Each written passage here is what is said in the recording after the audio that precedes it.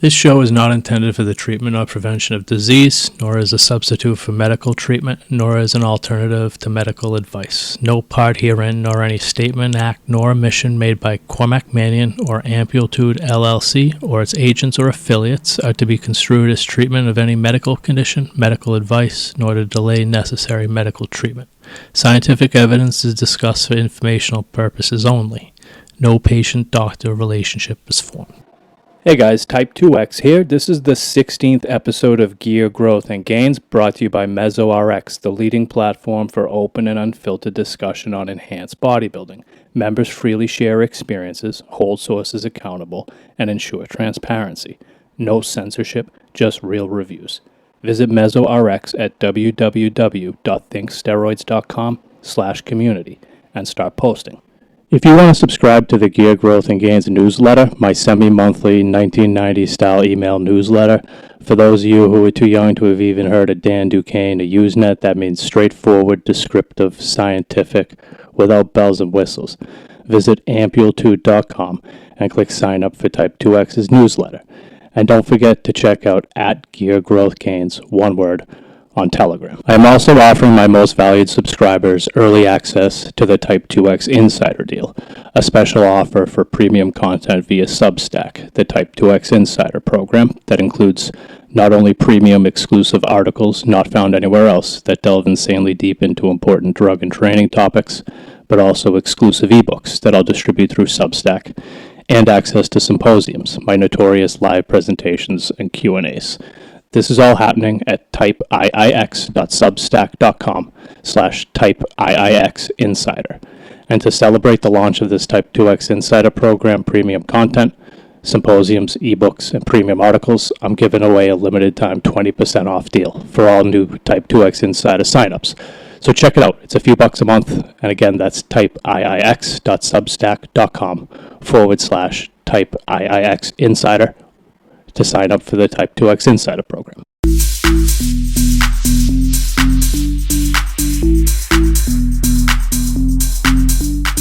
Okay, so this week we have a very special show. I am here with Tom Jeffers from Exceed Enhancement on Telegram. I'll put a link to the group in the show notes. And Jeffers Training and Nutrition Coaching. So this week we have 4 sections. First section that we're going to discuss will be enhanced testing, endotoxins, and more. So, Tom, we've got to define what it is we mean by enhanced testing for the audience. So this is necessary because it really is so nebulous a topic. People are talking about enhanced testing, throwing out terms, paying top dollar for tests. So it's important they understand the topic beyond some forum posts. So we're here today discussing comprehensive analytical testing. Before delving into specifics, Tom, what's your view on the current quality control in underground labs? What do you think has really prompted the current interest in enhanced testing? Overall, I think the quality is pretty drastically improved, but it depends on the timeline that we're talking about. If we're talking about a decade ago, it's very clearly the average quality is improved just with the popularity of standard testing, not even enhanced testing, holding more sources to a higher standard of accountability. The availability of real testing combined with community-driven portions like MesoRx and similar, all have driven a much more awareness towards testing as a whole, with the popularity of peptides becoming or surging in the last year or two and going outside of the niche bodybuilding space into more gen pop. Oh yeah, it's even more launch that exponentially. Yeah. Okay, so let's highlight 2 primary sources for this current topic. You mentioned MesoRx. So there's this MesoRx thread about enhanced testing and Janoschik's August 24th interview with Pep Talk, where he speaks at length about different enhanced testing types. The first source is this thread on MesoRx. I'll put a link to it in the show notes. Now, what they talk about, they mentioned HPLC purity, GCMS, expanded metals panel, endotoxin testing, and residual solvent assessment. There's also the Janoschik interview from August 24th that was almost an hour long. He goes into detail about all of these enhanced testing aspects. The one that he really highlighted, though, as beneficial for people to spend their money on is endotoxin testing. He's been surprised by having some positive results there. Positive, not as in a good thing, but positive as in detected. So, since you sent me some interesting materials this weekend, potentially concerning, you sent me some endotoxin results from a major Chinese peptide manufacturer. So, what are endotoxins anyway? So, endotoxins are like the shadows of bacteria that can form in pharmaceutical manufacturing at a couple stages, but especially where there's water and where there are proteins. So, exposure to endotoxins causes symptoms that include fever, malaise, headache, injection site inflammation, flu-like symptoms unrelated to expected peptide effects. And here's Janoschik discussing endotoxin testing in his August 24th interview with Peptalk. And then how about endotoxins? How often do they fail? Well, for the endotoxin, you have a pretty high permissible levels. Basically, the levels in the vial is the amount you can get per single injection, or not the entire content of the vial. And we don't really look into it too much. If we would have to calculate what is the usual dose, etc., etc. But we're not seeing failures a lot. But if we are seeing a failure, it's always something that would fail sterility as well. So if the product is liquid, we've seen endotoxin. We've seen terrible endotoxin failures in liquid products because there obviously was something growing in them. And if it grows endotoxin. So do you mean, so you talk about like a reconstituted peptide? Yeah. I can remember 2 failures of the endotoxin, like they were off the chart. And it was the samples that were tested for sterility as well. Yeah. And they failed immediately, like it was really bad. Those are off the top of my head. It's possible we've had some high results from endotoxin, but frankly, nothing so terrible that my girls would call me and, hey, come take a look at this. This can be right. So at higher exposure levels, endotoxins can induce capillary leak syndrome, hypotension, disseminated intravascular coagulation, metabolic acidosis, end organ dysfunction, and endotoxic shock. So for peptide users, even subclinical endotoxin exposure may compromise the intended physiological response and induce inflammatory cascades that counteract the peptide's pharmacological effects. The hallmarks are really innate immune activation, first of all, by binding to macrophages, those cells that gobble up immune system threats, monocytes, and dendritic cells. Think nerves in the nervous system. Think runaway inflammation. Second, pyrogenic response, inflammatory cytokine storms, something we heard of in the beginning with COVID, with the release of endogenous pyrogens, inflammatory leukines, TNF alpha, from activated immune cells that act on the hypothalamus, elevating the thermoregulatory set point, your body temperature, inducing fever. This pyrogenic response begins at exposures greater than or equal to 5 EU per kg body weight per hour in most individuals. So an EU is an endotoxin unit, specifically used to quantify endotoxin levels. The pharmaceutical industry operates under established endotoxin limits set by administration route. So for standard intravenous products, it's 5 EU per kg body weight per hour. And for injectable peptides, it's less than 0.01 EU per microgram of product. So these limits represent a calculated safety margin below the pyrogenic threshold. That cytokine storm I mentioned, for context, 70 kg or 155-pound individual administered a peptide with the maximum allowable endotoxin concentration would still only receive a fraction of the pyrogenic threshold dose. So with that introductory monologue out of the way from me, Tom, now you brought it to my attention that a major manufacturer supplying vendors who we shall not name has had multiple positive tests just this past weekend, I believe, for excessive endotoxins in here was 60 milligrams terzepatide vials, the manufacturer being LN Peptide. So from the communications that I've seen, the reading was greater than 500 EU in the vial, which the testing company converted to greater than 8.8 EU per milligram of peptide by dividing by the milligram contents of the vial. So the sensitivity of detection then set to a point likely well below the actual endotoxin levels. What can we say about this result? Well, you and I discussed earlier off podcast, just running a little bit of the conversions, that 0.01 EU per microgram. If we convert that up to a more familiar unit, it ends up being 10 EU per milligram of product. This being a 60 milligram product. Not that anybody would ever do this, but hypothetically, if someone did inject the entire vial, that would be over that dangerous threshold. And considering that this testing capped out the speedometer, it capped out the testing threshold. It's just like if you get blood work and you get capped test where it only goes up to 1,500. In my mind, if vendors are putting out things that if you inject a vial of it, you can die, have organ failure, that's pretty serious to me. Yeah, I mean, very serious. It's something that if you screw up the concentrations, you could be dealing with the hospital or death. So that's the obviously the worst case, and that's the most doom and gloom. The more realistic, like real world applications for that is like, obviously nobody's going to shoot an entire 60 milligram vial of tirzepatide. They're going to end up in the hospital even if it doesn't have any endotoxins in it. Yep. But that now we're talking about something that is highly contaminated. Yes, your regular weekly injection might not hypothetically put you in the hospital on its own, but now you're going to be regularly exposed to it over time, compounding that exposure. Yep. So we understand that the water-based peptide preparations are higher risk versus oil-based AAS injectables. Do we know if there's any manufacturing aspects that causes this to happen?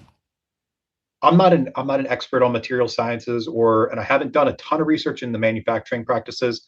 What I do know is that on the anabolic side, with our oil-based steroids and hormones, it's typically only 4 primary components: the pure pharmaceutical API, the powder version of the hormone, the carrier oil, a solvent, which is usually benzyl benzoate, and a preservative, which is usually benzyl alcohol. It's only those 4 ingredients. Only one of them really has an exposure risk to having endotoxins, which would be the powdered raw material. With the peptides, they have the API, the active pharmaceutical ingredient, and then a list of excipients that are used in the lyophilizing process. So as they're freeze drying it, they have additional adders into it, which in just my speculation probably also carry an exposure risk and another avenue for contamination. Yeah, it brings to my memory this. There was around here, the New England Compounding Center, NECC. It was this manufacturing company. They made peptides, and they had an outbreak because of water in the vials, right? And they ended up dealing with fungal meningitis. It was a massive outbreak of fungal meningitis that was international because they were supplying the worldwide market. Yeah, peptides can be risky. That's what people are dealing with. I think it's a lot safer with AAS. So from a harm reduction perspective, what symptoms might suggest endotoxin exposure at these lower levels you mentioned? I think that's a difficult question because so many of them could be easily mistaken for regular routine injection site reactions, because a lot of the symptoms of that immune response from endotoxins is going to be like redness and swelling in the area. Maybe you're not feeling so good. Those are all like very nebulous symptoms that can easily be attributed to something else. So realistically, I think testing is probably the only real way. If we're going off of just subjective anecdotal side effects and visible reactions, it's going to be hard to say that it's definitively a result of endotoxins and not a immune response to some other component. For example, some certain peptide products have more of a reputation for causing injection site reactions or itchiness. GHK, CU, the copper peptide is one of them. Very, very common, causes injection site reactions. MOTS-C, some individuals have an allergic itchy reaction to it when other individuals using the same exact compound from the same exact batch don't have any reaction. So there's too many variables that I would say that you could tell just from an actual event or reaction. Yeah. So the expanded metals panel represents another component of enhanced testing. In heavy metals testing, which specific elements are being quantified and what toxicological considerations would inform threshold determinations for injectable versus oral compounds? Here's a clip of Janoschik discussing heavy metals testing. How about like heavy metals? I hear people talk about testing their peptides for heavy metals, or like people have like said, oh, I'm worried about fentanyl in the vial. Are those tests that can be done or picked on peptides? Yeah, we do have a metal test on the regular. People are worried. We mostly advise, again, there's not really been a case of peptides contaminated by heavy metals. So in my opinion, the test is not necessary. I think we can just leave it at that. So let's get into the coach's corner, cutting weight, pitfalls of cutting too quickly, too aggressively. And you've got some coaching experience, so let's just talk shop here. So let's discuss cutting weight, Tom.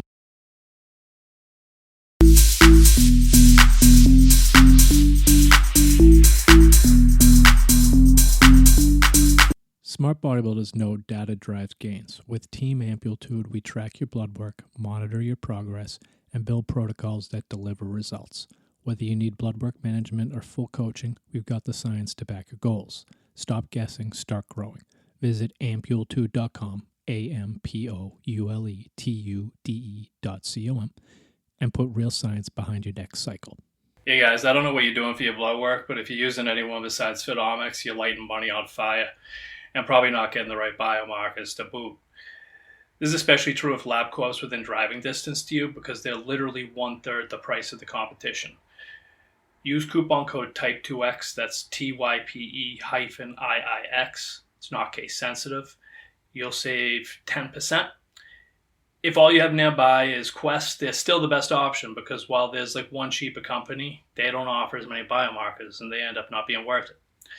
So sign up for the Research Labs Insider at phytomics.org. That's FITOMICS.org for by far the best lab work options available in the U.S., except for New York, New Jersey, and Rhode Island, where self-requisition and blood work isn't legal, at least not yet. If you're confused at all, the best thing to do is visit my site at amplitude.com, click sign up for Type-IIx's newsletter, sign up, and when I send out my occasional, valuable, never spam newsletter, I include the steps to sign up and use Phytomics.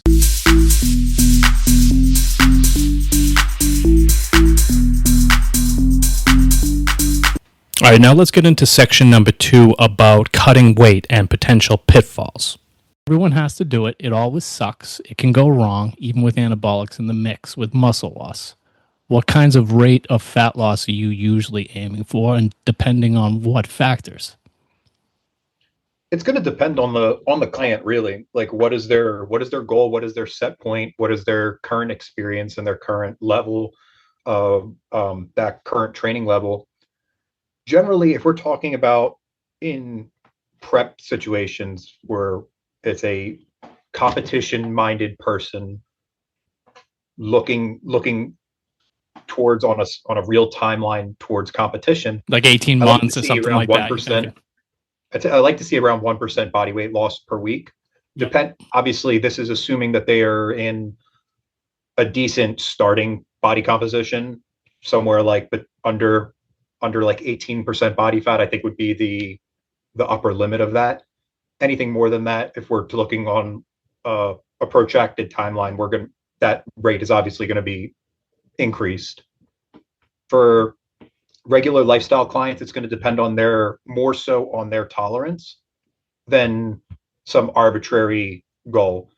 Do they want to be shredded and diced for the summer? Are they get motivated enough to do that and commit to 1% plus body weight loss per week?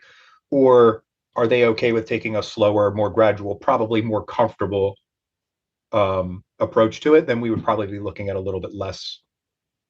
Yeah, so much of this I find depends on the psychology, like the risk tolerance of people, what they're using for anabolics makes a big. I mean, 1% can be aggressive. depending on how heavy. It's gonna always, as with pretty much everything on the coaching side, it's gonna depend heavily on the individual, on their goals, on their experience, and on their tolerability. What do you do to stave off muscle loss? Well, the limiting it to around that 1% can help. So crash dieting is the worst offender towards stripping off muscle and inducing catabolism. So if we don't crash diet, we're not trying to force an unrealistic timeline or an unrealistic body composition. Slow and steady is the best way. Diet wise, as long as you like maintaining an adequate protein intake goes a long way with maintaining muscle tissue. Obviously, the big obvious answer is anabolics. Yep. Do you find carbs around training to help with performance? Yes and no. It depends on the individual.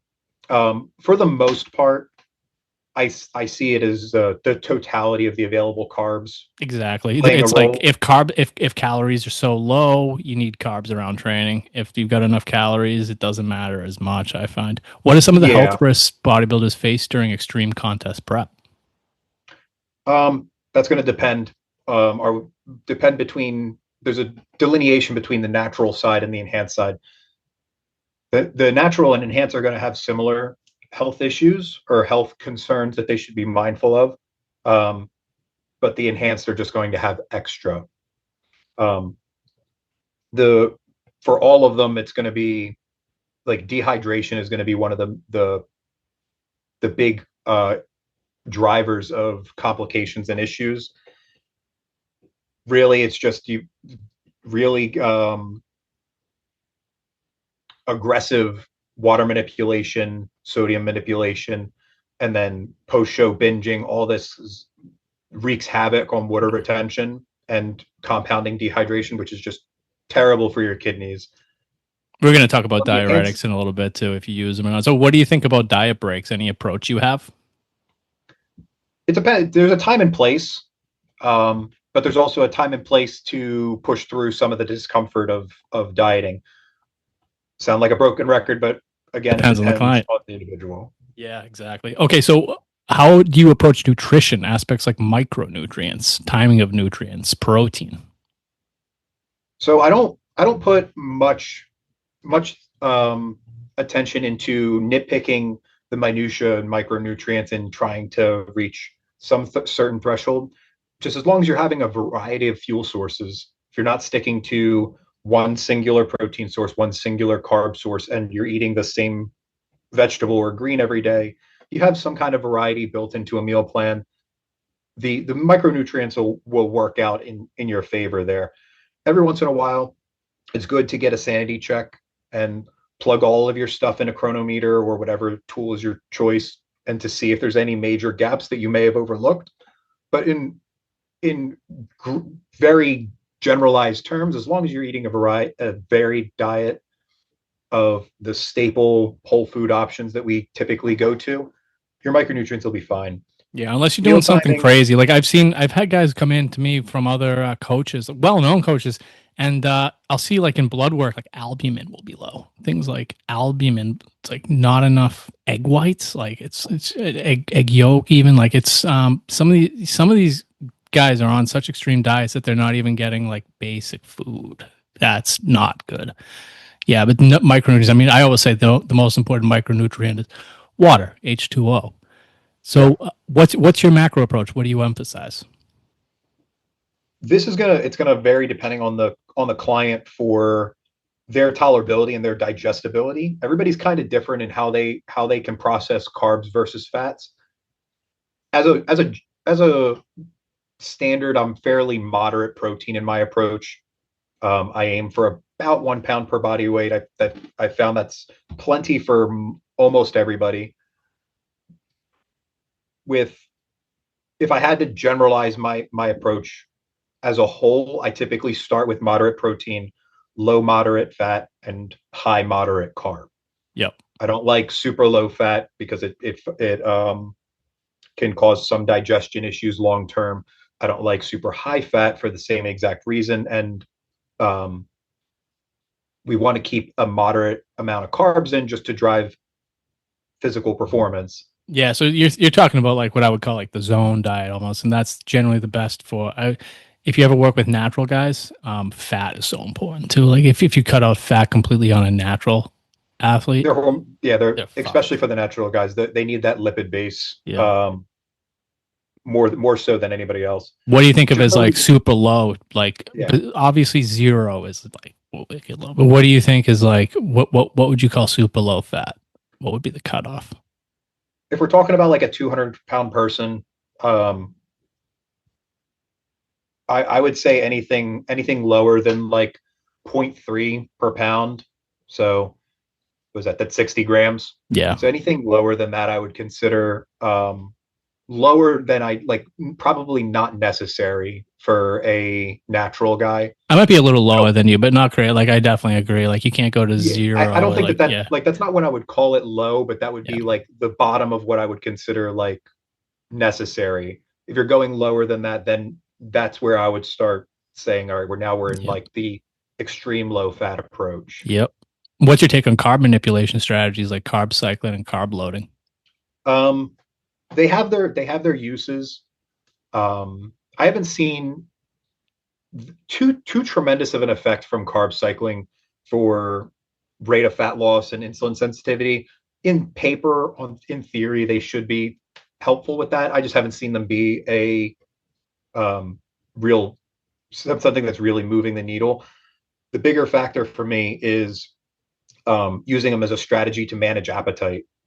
So carb cycling, having those higher carb days on the longer, harder training days sometimes can make it a little bit more tolerable for individuals that are deeper into a cut or in a more uncomfortable diet where they're probably their hunger's a little bit more.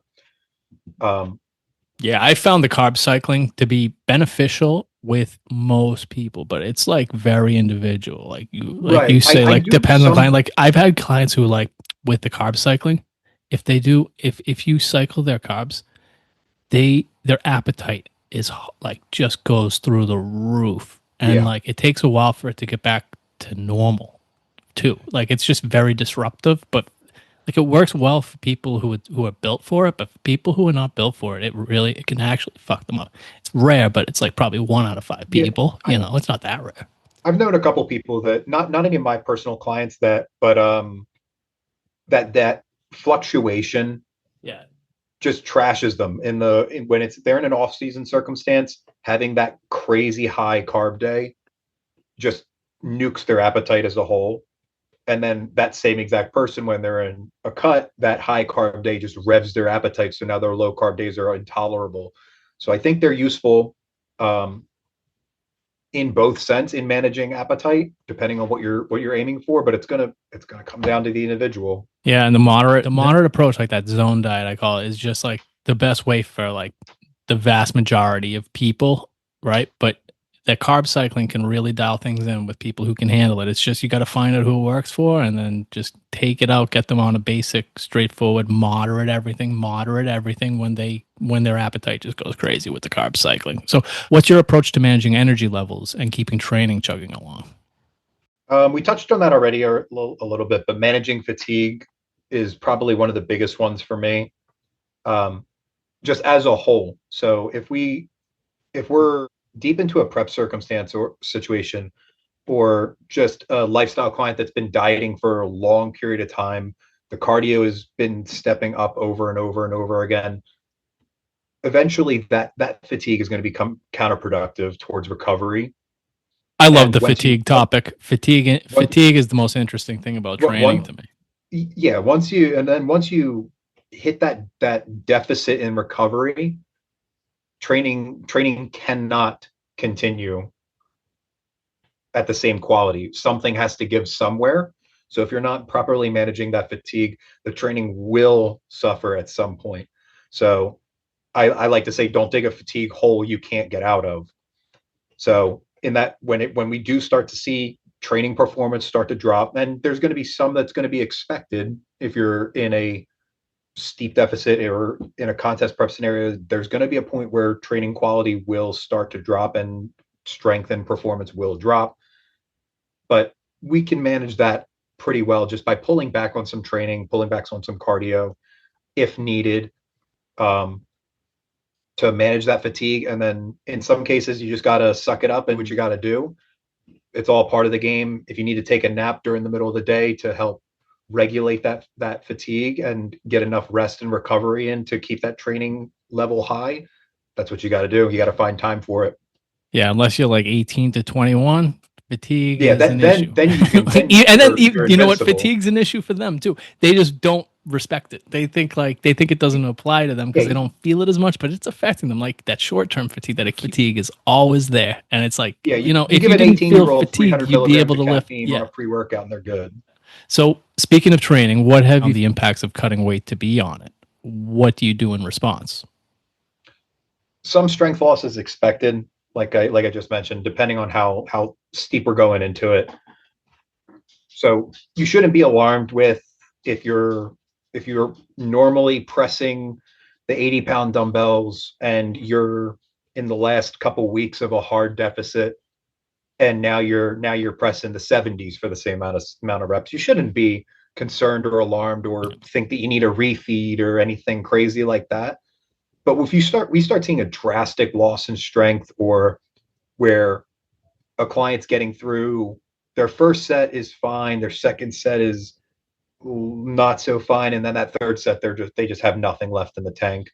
When we start seeing that drastic fall off in training intensity, then we know that there's some other variables we need to look at, and that's usually recovery. Yeah. So disordered eating with managing people's diets. I mean, if you're giving people like written plans, having them weigh their food, disordered eating can rear its head. What do you do there? So we got two different sides of disordered eating. We have the binging, and then we have the the hyper regimented, hyper fixated, that we're easily ignoring on the bodybuilding side because that's just part of the sport.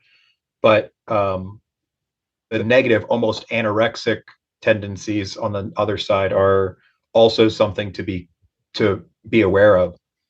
I have a little bit of experience with disordered eating, as most competitors have. Most competitors have had that one show that they came out of the show and they're like, fuck this, or forget all about that reverse diet. I've been dieting for 20 weeks. I'm going to go out and have that pizza, and oh yeah, I'm going to have that dessert. And then that carries over into the next day and the next day and the next day. The next thing you know, your ankles are swollen as thick as your knees, and your blood pressure is through the roof. Well, every bodybuilder is orthorexic by definition. I mean, that's just it's about managing orthorexia in the long run, I think. I mean, I've actually given 2 referrals to specialists for eating disorders when I think that they are coming up, and they both got cleared. They were fine. I just started to think that they were starting to micromanage everything a little bit too much, worrying about things. Yeah, so I wouldn't hesitate to give a referral just when there's any question, because it does come up. It's rare. I mean, it's usually men we're working with, and anorexia is so much more common in women, but sometimes you do get a little concerned. I refer it out, but I've been, I've never had anybody actually get diagnosed with like anorexia, but you start to worry with some of the things some of these guys say sometimes. So it all comes together in peak week. What's your framework for the final 7 to 10 days before stage time that works? As always, it depends. So it's going to be super dependent on the individual, and to a lesser extent, dependent on what category we're talking about, just because the judging standards are different with the various categories. But just in just super broad strokes, general peak week strategies, I like to cut injectables out 1 week before show day. I don't bother switching to short esters. That doesn't make any sense. So if they're using testosterone cypionate as their testosterone base, they're going to continue to use cypionate. We're going to cut that injectable out the week before, not because there's some misguided magic of letting the estrogen drop super low to cut the water out.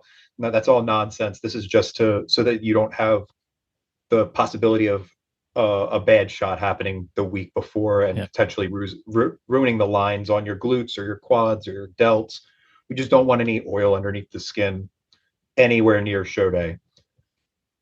Same thing with orals. I like to cut orals out 1 to 3 days before, depending. You say something? Yeah, I was just saying. Oh, I'm surprised. I like to keep the orals in myself. So it's going to depend. So I like to if everything's working really well, I cut them out the day before. Yeah. If there's any kind of, what I see a lot is digestion issues running into a show when we have some competitors that aren't fighting a weight cap, where you have a little bit more flexibility to carb them up a little bit more aggressively. That big jump in food volume sometimes can get people bound up, and we don't want the waistline extended. We don't want the client to be super uncomfortable and constipated. So I found that orals can sometimes exasperate that gut issue. So if they're not clearing waste properly, or if it's a client that I know has a history of like maybe not the best digestion, I'll cut those out a couple of days earlier. Yeah. It could be an issue with those incretin drugs too, those like GLP-1 drugs with fluid retention, food retention.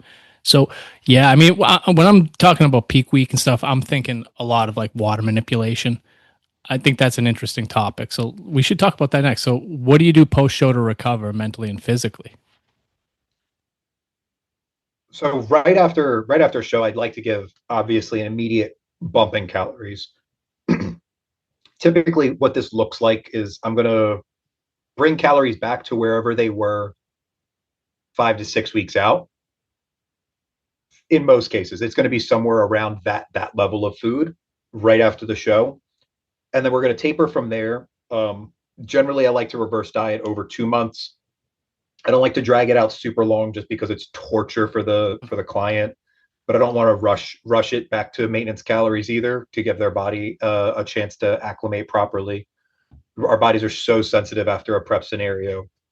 We just want to do everything gradually and controlled, try to avoid some of that disordered eating, and get the body back in a healthy state after the traumatic event of a prep.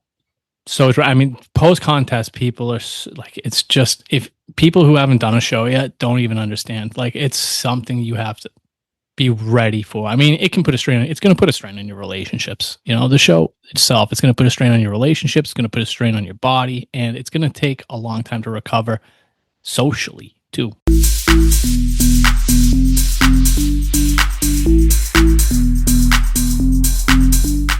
Let's talk about water manipulation. How do you approach filling up and drying out? What do you think's going on physiologically? What's your mental model? My general approach, my mental model is I like to let the body do what it's supposed to do.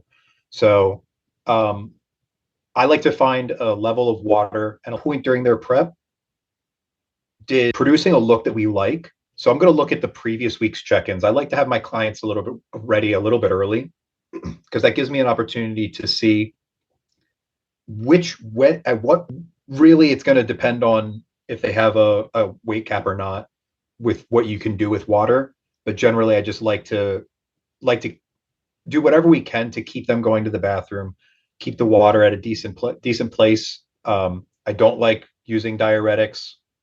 Absolutely basically not. At all.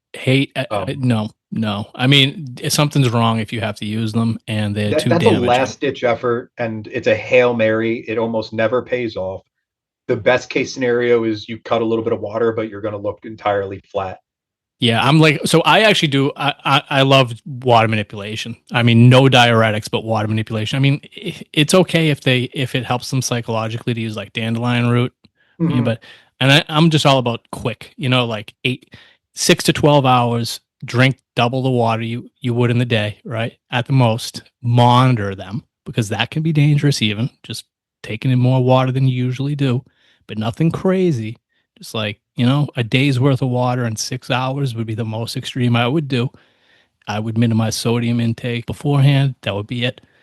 And just basically manipulate water and sodium, but do it quickly. Do it quickly, Yeah. and it can be dependable. It can be very dependable. You get used to it. You can get these guys to cut a lot of water weight reliably, but you have to be in touch with them every hour. Even Yeah. with just regular water cuts. That's it.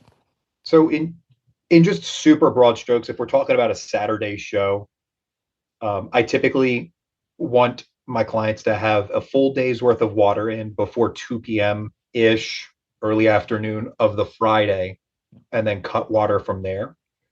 So you have a plan. You have to. I mean, you got to. Yeah, it's not like that you're just drinking freely all the way up to the show. Yeah, we obviously can't do that, but I don't like these convoluted plans of tapering water a week out, or trying to like sneak little sips in here or there. There's a time and place for that. If you need to get the client going, like you need to promote some diuresis and get the client going to the bathroom again.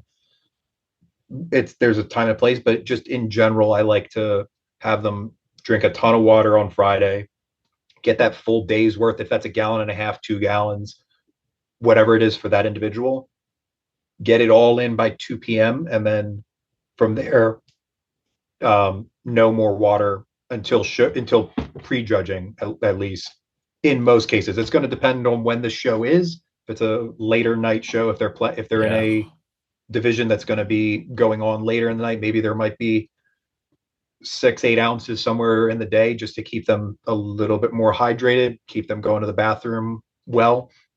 But in most cases, it's just going to get cut out the Friday before.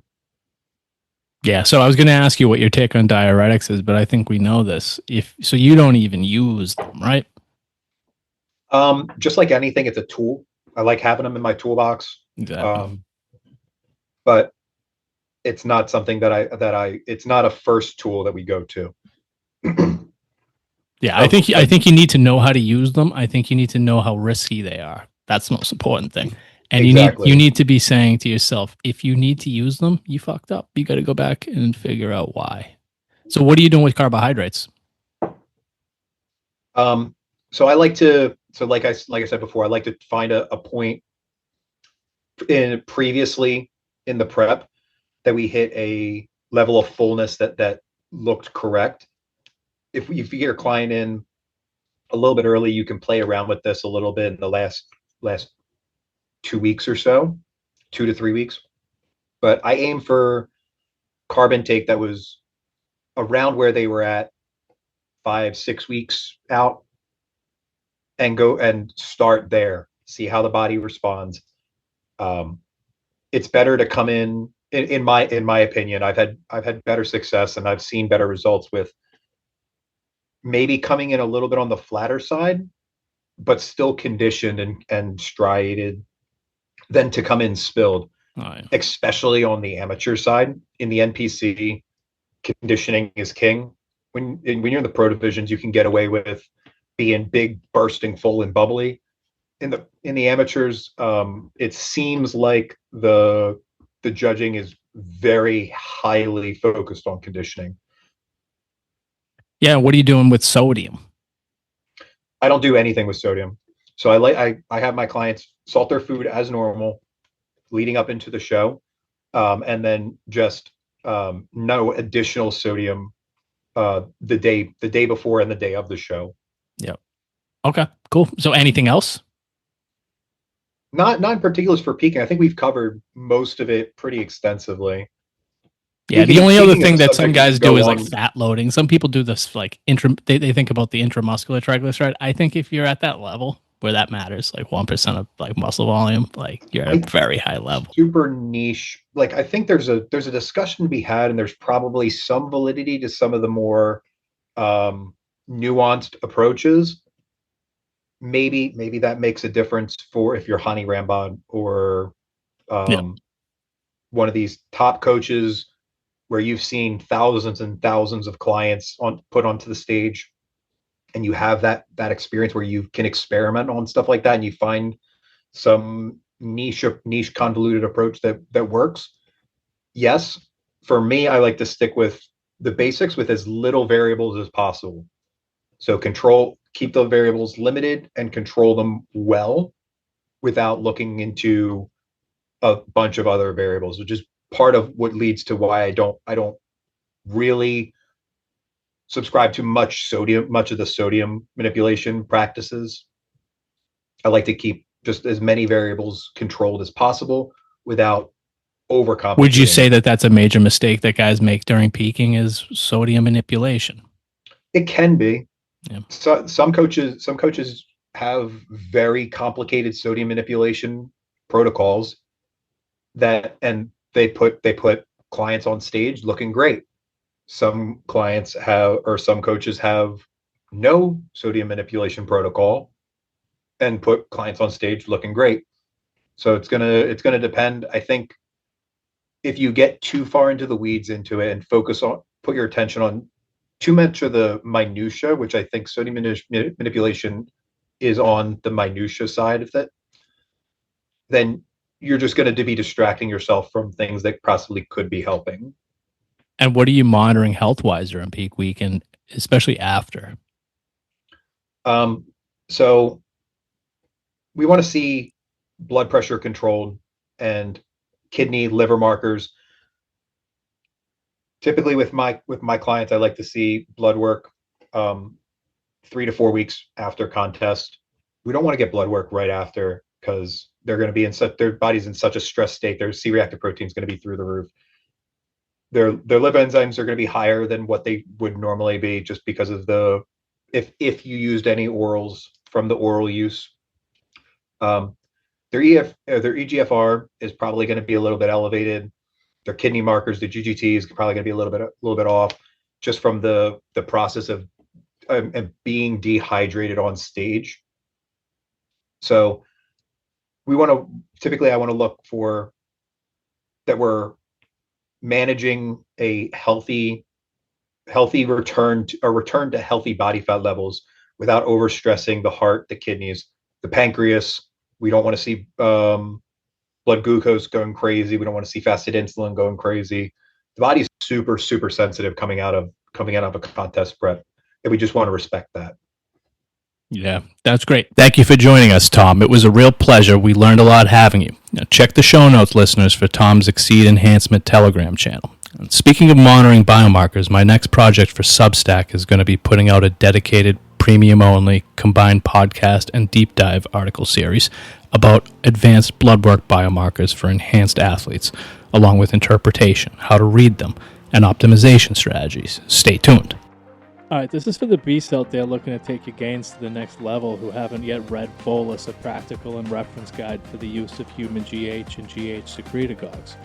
This is not some bullshit bro science manual, nor is it a cynical money grab with some copied and pasted studies.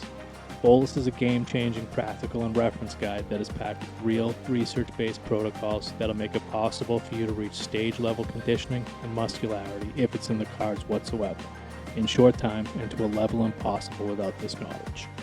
Here's why you need this book in your life. Number one, it's got real protocols applied to real bodybuilders using compounds from GLP-1s to IGF-1s. We're talking bulk cut and recomp strategies that actually work. Number two, you learn how to interpret research like a pro. No more getting lost in the scientific jargon. This book teaches you how to look at these studies quickly. Number three, risk versus reward balancing, because we're not here to fuck up our bodies, we're here to optimize them. And number four, it covers everything from pharma grade to UGL preparations. You'll know everything that you're putting in your body. So whether you're a competitive bodybuilder, a strength athlete, or just fighting father time, Bolus has got your back. It's not just for meatheads either. This book is for chemists and physicians who are using it as a reference, at the very least, I imagine, to see what bodybuilders are actually doing in practice. So get a free preview of Bolus on the web at bolus.amplitude.com right now and learn how to do more with less. Listen up, all you enhanced fucks. The MesoRx forum at thinksteroids.com is your go-to source for everything enhanced. We're not just another board, we're the most trusted harm reduction community in the game. You should be looking only at unfiltered reviews where members don't bullshit. At Meso, they definitely tell it like it is. Don't waste time with shits. Visit thinksteroids.com/community and start posting now.